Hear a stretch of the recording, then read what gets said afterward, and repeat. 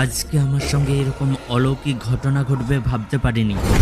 মধ্যরাত ঘুমে বিভোর হয়ে আছি আমি, হঠাৎ তলপেটে চাপ দিল।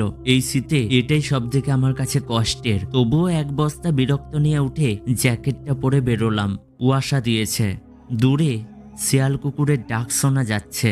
ঘুমের ঘোরে পুকুর ধারে গিয়ে মাইনাস করতে লাগলাম। হঠাৎ যেন মনে হলো সামনে কেউ পেরিয়ে গেল, কিন্তু তাকাতেই দেখলাম কিছুই নেই। কোনো কি আত্মা বেরোলো? ঘুমের ঘোর নিমেষেই কেটে গেল। আর কিছু না ভেবে এক দৌড়ে ঘরে ঢুকে গেলাম। খুব তেষ্টা পেয়েছে, তাই বোতলটা নিয়ে জল খেয়ে আচমকা আয়নায় মুখ যেতেই দেখতে পেলাম আমার মতো হুবহু দেখতে একজন ভয়ঙ্কর রূপ ধারণ করে দাঁড়িয়ে হাসছে। আমার খুব ভয় লাগতে শুরু করলো। আমি কোনো কিছু না ভেবে এক দৌড়ে ঘর থেকে বেরিয়ে গেলাম। এত রিস্ক নিয়ে ভিডিও বানাই, প্লিজ সাবস্ক্রাইব করে দেবেন। আর এরকম ভৌতিক ঘটনা দেখতে চাইলে কমেন্ট করে জানান।